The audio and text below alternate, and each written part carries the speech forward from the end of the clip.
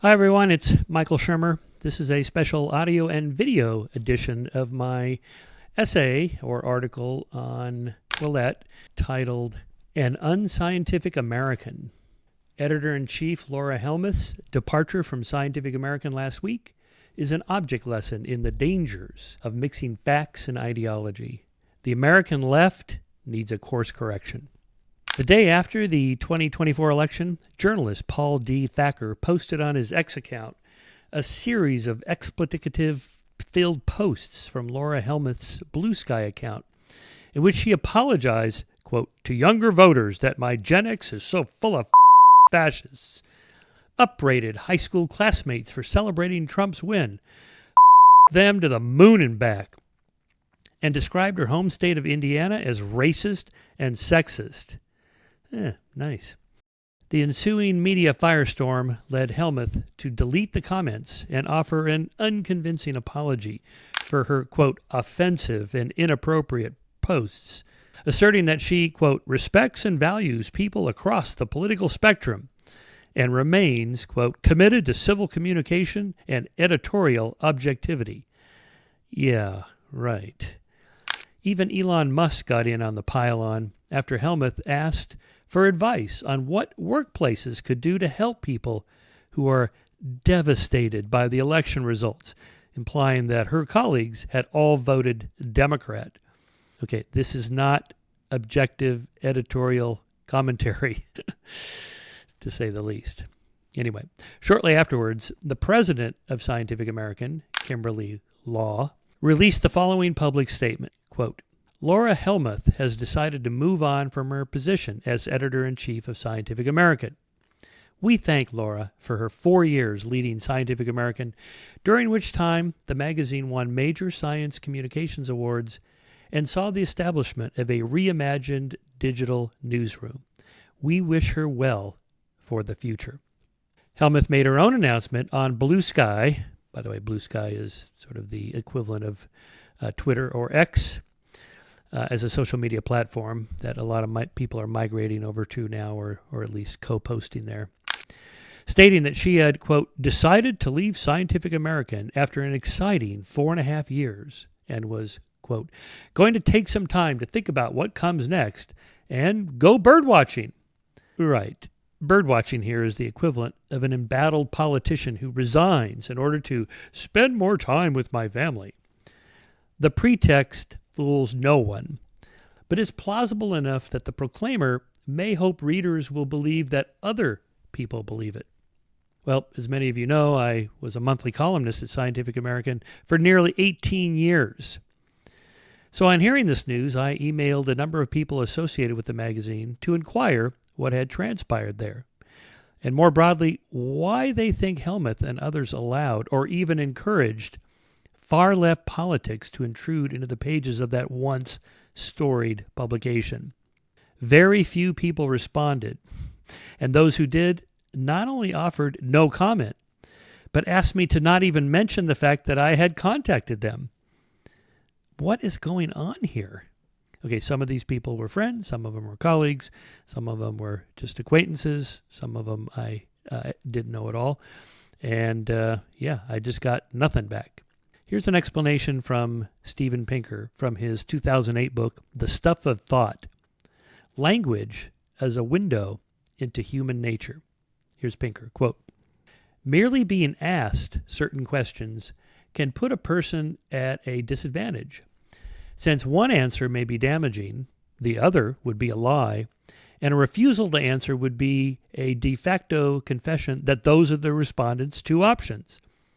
Witnesses who exercise their Fifth Amendment right against self-incrimination by refusing to answer a question often do incriminate themselves in the court of public opinion. Close quote from Pinker in his book. So I asked Pinker how this might apply to this specific case. He's been following it himself. And he responded by email, quote, communication takes place on two levels. One, the content of the message, and the common knowledge that stating the message generates. A source that ratifies what you and the world already knew, or know in this case, that Helmuth was temperamentally unqualified for the job and damaged the institution while they went along with it. would be confessing their own lack of integrity and courage, together with their willingness to kick a former colleague while she's down. On the other hand, they could not deny it without forfeiting all claims to credibility and honesty. And by stating no comment, they'd be acknowledging, that is, generating common knowledge, that those were the two options. Close quote from Pinker. Very insightful. There's an additional factor at work here, of course, left-wing political bias. Imagine what would have happened if the editor-in-chief of Scientific American had spoken about or published articles on the average difference in IQ test scores between white and black Americans, and then argued that the gap might be partially due to genetics. Or alternatively, if she had correctly stated that on average, women score higher than men in trait neuroticism on the Big Five personality scale, and then suggested that this is why there are fewer female than male Fortune 500 CEOs. She would have surely been summarily fired and publicly denounced, and we would have been told that such comments or articles do not reflect the positions or policies of Scientific American or its governing board or staff. We apologize to all who have been harmed by them. Close quote in my imaginary response there. She would have almost certainly not have been thanked for her years of loyal service and offered good wishes for her future. The ideological capture of the publication began years before Laura Helmuth took the helm in 2020, as I documented in my first Skeptic Substack column. There I have picked up the streak of my monthly columns. Only 2 of these were rejected. Of the 214 that I wrote in those 18 years, only 2 were rejected, both in 2018. One was called The Fallacy of Excluded Exceptions, in which I argued that sexually abusive parents have not always been victims of childhood sexual abuse themselves. As I explained, counterfactual examples refute the hypothesis that being an abuser can be attributed to having experienced abuse oneself. There are sexually abusive parents who were never abused as children, and there were abused children who grow up to be loving, non-abusive parents. But my editor rejected the article on the grounds that, quote, we're unwilling to publish a piece that suggests that sexual harassment and the phenomenon of abused children growing up to be abusers are less of a problem than most people imagine. This response misses the point entirely, as I explained to him at the time. Here is my email response to my editor there. I understand why we need to be sensitive to victims of abuse, but from a purely scientific hypothesis testing perspective, it doesn't serve society to refuse to consider the other cells in the matrix. This was my 2x2 matrix with 4 cells that contain disconfirming evidence of the hypothesis just because someone is committed to the hypothesis that abused children grow up to be abusers and abusive parents were abused as children. The evidence shows otherwise, and it should be okay to point that out. Apparently it wasn't, because he still found the thesis unacceptable, and I had to revise the column to its much blander published version. Scientific American also rejected my next column after that, which I titled Dreams Deferred, which was ultimately published here in Quillette.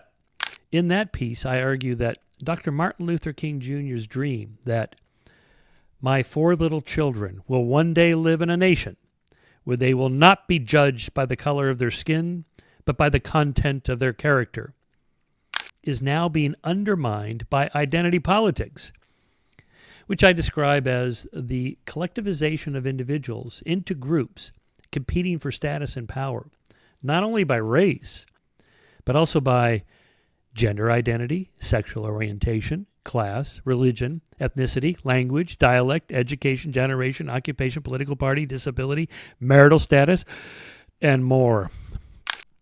The division of people into such aggregate identities is a perverse inversion of Dr. King's dream. The editor at Scientific American summarized the argument of this piece as, quote, everything is wonderful and everyone should just stop whining, which is not at all what I wrote. And then he asked me to submit an entirely new column on a completely different topic. What's going on here? Well, historian Robert Conquest once observed that any organization not explicitly right-wing sooner or later becomes left-wing. I would modify this slightly. Any organization that is not explicitly politically neutral eventually drifts to the political left. This tendency has been apparent at Scientific American for some time now. The following articles were all published under Laura Helmuth's editorship. Here's one titled, Denial of Evolution is a Form of White Supremacy. This was on the 5th of July, 2021, in which author Allison Hopper asserts that creationists are ipso facto white supremacists because in the Genesis story of Cain and Abel, Cain is punished for his fratricide by a darkening of his descendant's skin. However, this is not how mainstream creationists interpret that passage, and indeed, polls consistently show a larger percentage of blacks than whites hold creationist beliefs, motivated in this by religious faith, not racism. Here's another gem from Scientific American, the 12th of August, 2021. Modern mathematics confronts its white patriarchal past. Oh dear. The author asserts that the reason why women and black people are underrepresented in mathematics departments is because of misogyny and racism. This ignores the gender and racial imbalance among applicants for such jobs. As a 2019 Women in Mathematics survey points out, quote, senior faculty composition both reflects the BA and PhD pipeline of prior years and also influences the gender composition of new graduates. In addition, men do not dominate all academic fields. In fact, a 2019 Council of Graduate Schools study found that for the 11th year in a row, women earned more doctoral degrees in U.S. universities than men, 41,943 versus 37,365. In other words, 52.9 versus 47.1%. Although women make up a similar proportion of doctorates in engineering, mathematics and computer sciences, 26.8%, physical and earth sciences, 35.1%, and business, 46.7%. They outnumber men in public administration, 73.6%, health and medical sciences, 71%, education, 68%, and humanities, 51.9%, and biological sciences, 51.4%. Are we to believe that patriarchy and misogyny exist only in the one set of fields but not the others?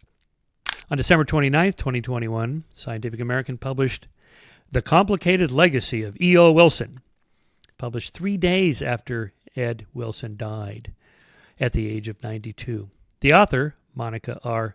McLemore, writes that we must reckon with his and other scientists' racist ideas if we want an equitable future. This one sent me through the roof because I knew Ed Wilson quite well. This calumny against one of the greatest scientists of the 20th century was so egregious that it caused a cavalcade of Wilson's colleagues, postdocs, students, friends, and supporters to come to his defense. I published all that on my Substack column. You can go to the print edition, digital edition of this essay in Quillette to get those links. Here's another gem. November 1st, 2023, published in Scientific American, The Theory That Men Evolved to Hunt and Women Evolved to Gather is Wrong. Yeah, well, it ignores the fact that a comprehensive overview of all studies has shown that only 6 to 16% of hunter-gatherer societies, quote, show signs of female hunting with any regularity, and that, quote, even in societies where women hunt, they hunt to a much lesser extent than do men. The authors, here's the astonishing quote from this paper, the authors extrapolate from the almost certainly false idea that prehistoric women hunted as much as men did to the conclusion that, wait for it, the inequity between male and female athletes is a result not of inherent biological differences between the sexes, but of biases in how they are treated in sports. Yeah, right. This is pure blank slate pabulum, which could be controverted by a single observation. As she herself has admitted, Serena Williams would not be able to beat any of the top 100 male tennis players. Really, just think about that for a second. Let me just add a comment on this. Really, there should be no women's sports because men and women are biologically the same, and the only reason for differences is that they're treated differently in sports? Huh? You want to ask female athletes how they feel about that? You should try it. I have. They're not vibing it at all. Okay. September 23rd, 2021, Jedi is problematic for describing programs that promote justice, equity, diversity, and inclusion. The authors of this Scientific American commentary write, although they are ostensibly heroes within the Star Wars universe, the Jedi are inappropriate symbols for justice work. They are a religious order of intergalactic police monks prone to white saviorism and toxically masculine approaches to conflict resolutions, like violent duels with phallic lightsabers, gaslighting by means of Jedi mind tricks, etc. The Jedi are also an exclusionary cult, membership to which is partly predicated on the possession of heightened psychic and physical abilities, or force sensitivity. Force-wielding talents are narratively explained in Star Wars not merely in spiritual terms, but also in ableist and eugenic ones. These supernatural powers are naturalized as biological, hereditary attributes. Close quote from this Scientific American commentary on Star Wars. Phallic lightsabers? Really? Okay. All right. Then there were the public endorsements of presidential candidates Joe Biden and Kamala Harris. And as if all this were not problematic enough for a magazine with the word scientific in its title, the editors threw their weight behind the youth, gender medicine, and trans lobby, claiming that gender-affirming care for trans kids is good health care. It isn't. That rapid onset gender dysphoria is not a thing. It most certainly is. And that biological sex is on a spectrum. No, it's not. It's binary. Numerous scientists published rebuttals of these dubious claims, including evolutionary theorist Richard Dawkins and biologist Colin Wright. And I provide links in the digital version of this article to all those essays and commentaries. And from there, you can find dozens more. As investigative journalist Jesse Singal argues, quote, Scientific American has hermetically sealed itself and its readers inside a comforting, delusional cocoon in which we know youth gender medicine works beyond a shadow of a doubt, and only bigots and ignoramuses suggest otherwise. Over and over, Scientific American simply took what certain activist groups were saying about these treatments and repeated it, basically verbatim, effectively laundering medical misinformation and providing it with the imprimatur of a highly regarded science magazine. Interestingly, when Colin Wright corrected birdwatching enthusiast Helmuth's claim that white-throated sparrows have 4 sexes, they don't, she just blocked him. Yeah, that's what an open-minded, scientifically oriented editor would do. Okay. Does anyone actually believe this stuff? It seems some of them do. And Laura Helmuth may be one of them.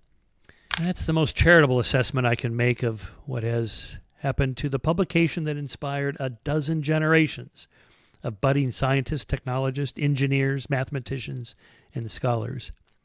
As in other science publications, along with mainstream media outlets, some corporations, and nearly all academic institutions, the people promulgating these woke ideas are mostly true believers, and the fervor of their faith only makes them all the more able to convince themselves of the truth of claims that everyone else can see have little to no contact with reality.